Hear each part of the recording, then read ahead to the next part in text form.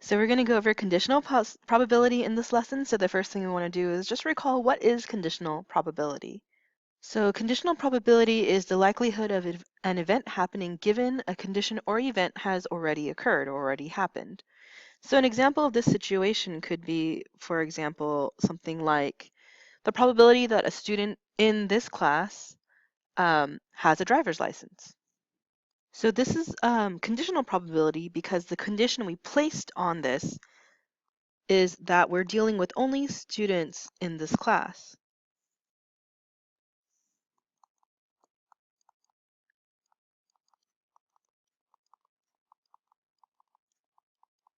Okay, so that event has already happened. We chose that we're looking at someone who is in this class, and then what's the probability that amongst them, that person has a driver's license. So that's conditional probability.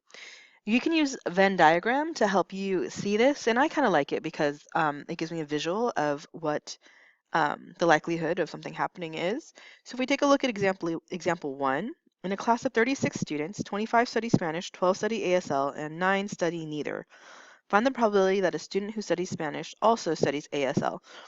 So this is conditional probability, right? So condition A is a student who studies Spanish. Condition B, that person also studies ASL.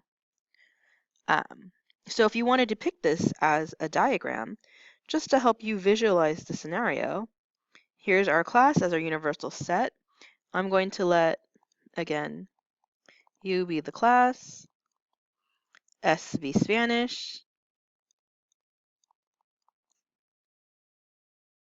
Let me make sure I clarify this. Students in the class.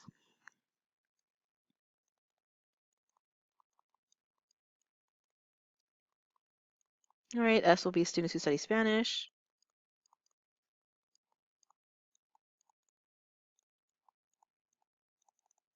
And let's A be students who study ASL.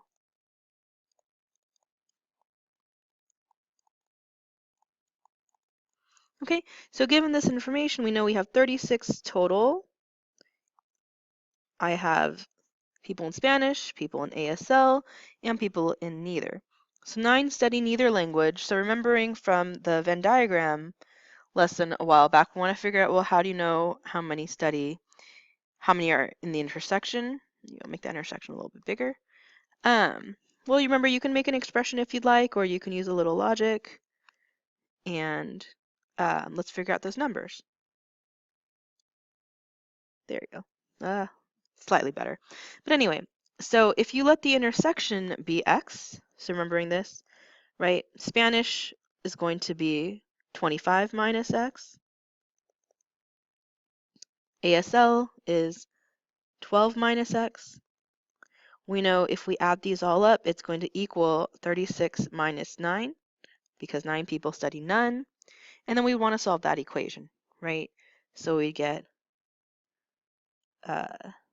37 minus x equals 27. So x would equal 10. So I know my intersection is 10 students, which leaves behind 15 just in Spanish, 1 just in ASL. Oh, I'm sorry, 2 just in ASL because that's 12. And then if I add that all up, 25, 27, 36 total students. Okay, so now I want to say, okay, what is the probability of a student who studies Spanish also studies English?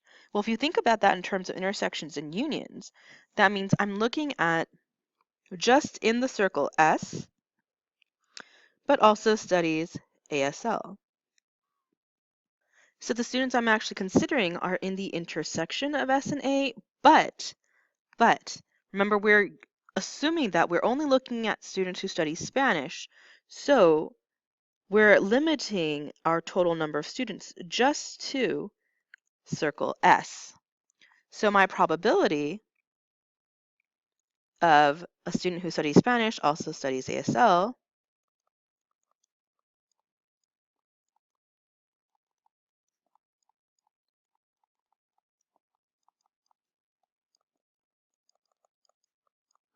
well, that's a long one, is going to be 10, but instead of out of all 36, just out of 25, because I'm only considering those who are studying Spanish, right? and I can reduce that down to 2/5. So that's conditional probability with Venn diagrams. If that helps, you can highlight, you can look at the situation. You can also remember the conditional probability formula, right? So if we come down here, remember conditional probability is this notation, the probability of A given B, or you might have seen it B given A, it doesn't matter, it's the same thing. It's going to be the probability of the intersection of A and B all over the probability of the condition that was already met, B. So this is again read as the probability of A given B, which means B is the event that already happened. So if I want to scroll back up and rewrite this whole thing using the defined sets and using this notation, this would be the probability of students who study ASL given that they study Spanish, right? So that's what that means. Okay, last example. So using this Venn diagram, let's figure out some of these probabilities. So what's the probability first that a student chosen at random takes physics but not chemistry, right? Takes at least one of the two subjects, takes chemistry given that the student takes physics, is a chemist given that the student takes exactly one of the two subjects. If you notice for C and D, there's keywords here, right? Given that, given that. So we know these are our conditional probability problems. So A and B should be pretty straightforward. It's a review, so go ahead and try those, and then we'll talk about conditional probability together. And just to be clear, since this may not have been completely defined, you are the students in whatever we're looking at. So students, population,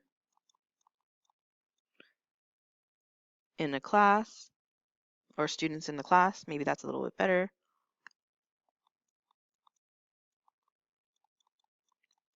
P are the students who take physics.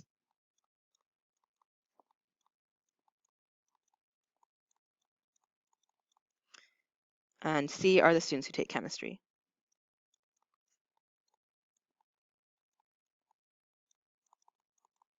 Okay, so now go ahead and find A and B. We'll check those answers, and then we'll work through C and D. So go ahead and check A and B.